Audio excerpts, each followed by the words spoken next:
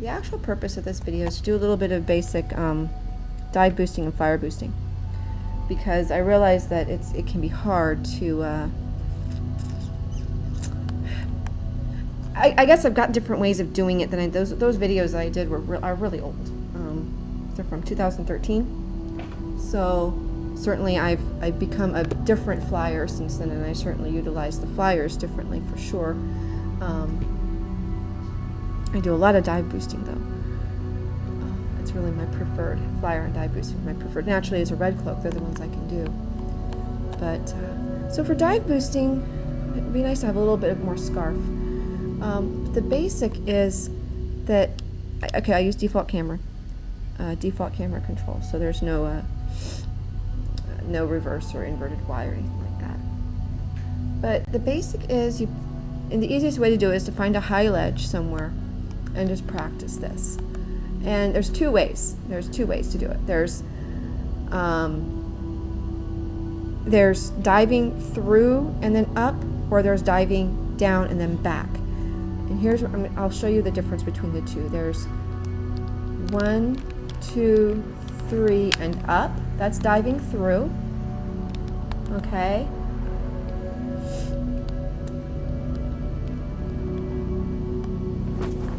And this goes for flyer boosting as well. You can dive through them or you can dive off of them. Okay. And then the other way is going like this. 1, 2, 3, and then back and reversing.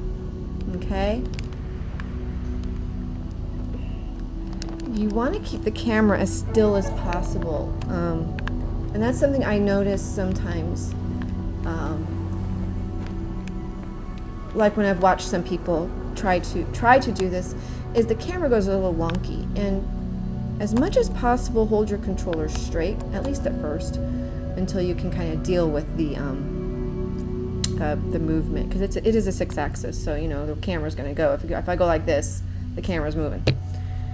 So you want to try to keep the controller straight. I have a tendency to hold my controller like this.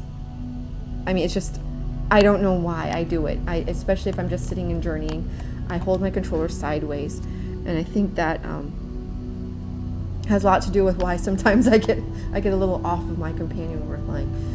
Also, the 6-axis is actually utilized, and you don't realize it till you don't have it. That the 6-axis is useful. You can adjust to not having it, but it can be useful. So anyway, what I try to do is make sure, see how I have a line straight across my screen of my platform where I'm sitting. Keep it there. Don't go like this, don't go like this, don't go like this, don't go like this, okay? Keep it there. So it's just a falling off, 1, 2, 3, and then back. And I should get back to my platform. You end up gaining just a teeny bit of height. You don't gain a lot of height, but you can gain a teeny bit of height. And then the other way is to go 1, 2, 3, and up. Back up to my platform. And it pretty much depends on where you're going, which one you use. Normally when I'm dive boosting, I'm going somewhere, so I'll use I'll go 1, 2, 3, and up, like to get to this guy. Okay, so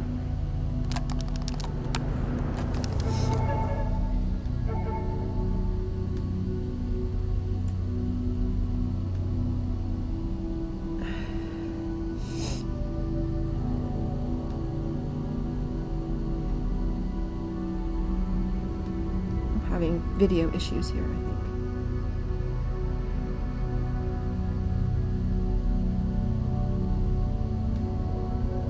Don't want to watch. Okay. So actually I should probably be in my dashboard.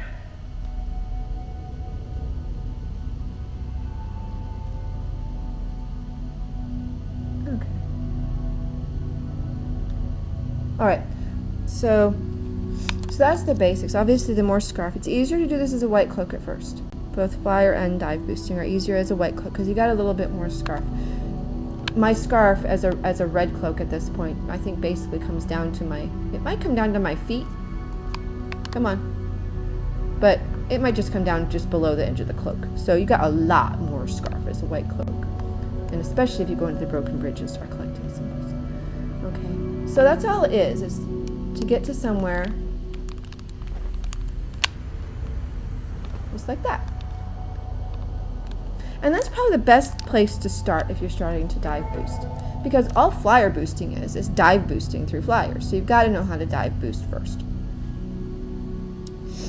Okay?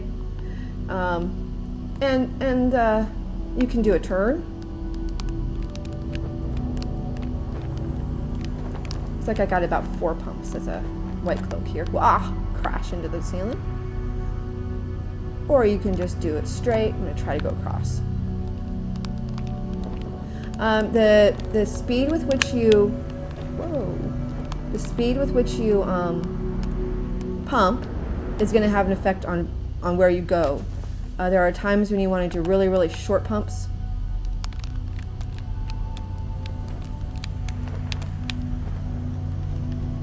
And that gets you a little higher.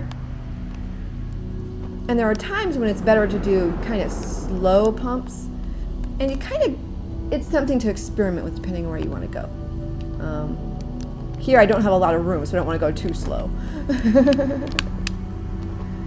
You know, it's just going to give you, it might give you just a slightly different, there are times when you don't want to lose too much altitude and times when it doesn't matter. And that's definitely a matter of trial and error, which one works better. So then I think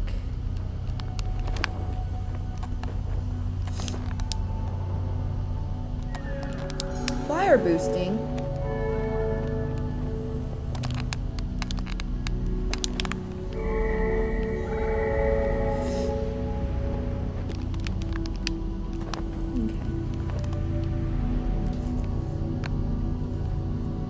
is diving into flyers and chirping. It can be tricky because you want your camera down, but I sometimes think you have a little bit more room for error in flyer boosting because you've got more charge because you got flyers. So it's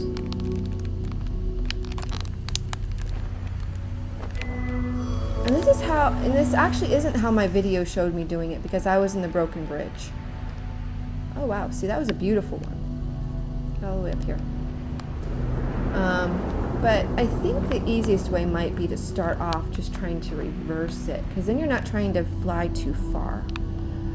So just go down and pump into, and you want to get to the flyers. And I definitely have to let go of the stick. I tend to hold my stick though down, and I don't think you need to.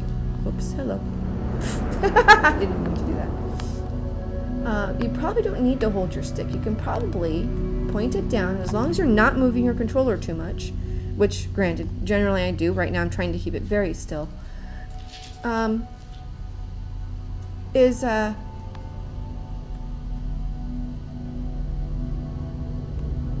You probably don't even need to hold it. So you can probably do this. So that's a lot more, if you watch my hand when I just did that, it's a lot more leisurely. I'm not flying to the, which I tend to do. I'm not flying and holding my camera and flying to the chirp button. I missed him, but I was concentrating so much on my hands, I missed him. So that might be something to experiment with. But another thing that the holding the thing does is make sure I'm not moving side to side. But if I'm holding my controller still, I'm not going to have a problem with the camera. So point it down. Up. I do need to help it first. My camera wanted to move on me. Okay, that was an experiment. That didn't work. So as soon as you drop off, though, make sure you're pointed down. And then you can let go. Then you don't have to do a really quick one. Okay. Where am I? Sorry, I got interrupted by my husband coming home. So basically, what else? I don't even remember where I was, but the easiest way again is to camera down, make sure it's pointed down, then you can let go of your camera, then you can chirp, maybe give one more. Now the neat thing about the flyers, see, I get nice high boost.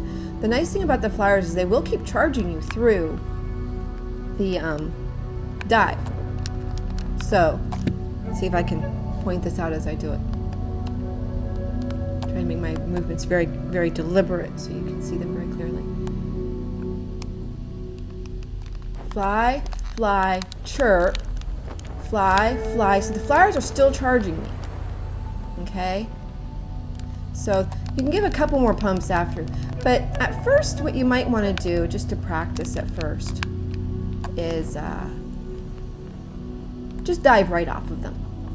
I mean, you'll see all kinds of fancy stuff done with these guys. I did not need to jump. You can jump. That might actually also help you.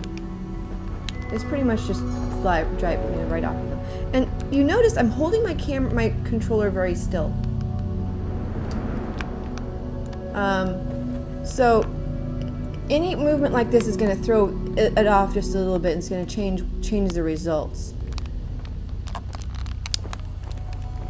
And straight back without going like this or this. Although that's to turn. Yeah.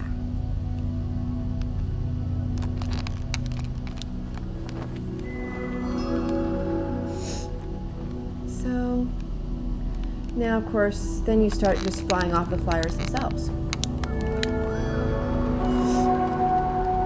Well, hello. I hit the ceiling or the roof, whatever the heck that's called.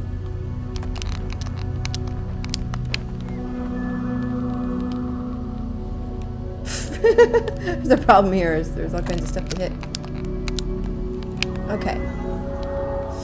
Now, that's basic flyer boosting 101.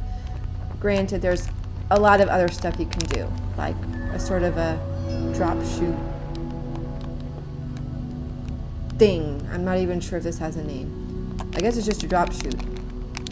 Oof, I missed that one. But anyway, so there's that.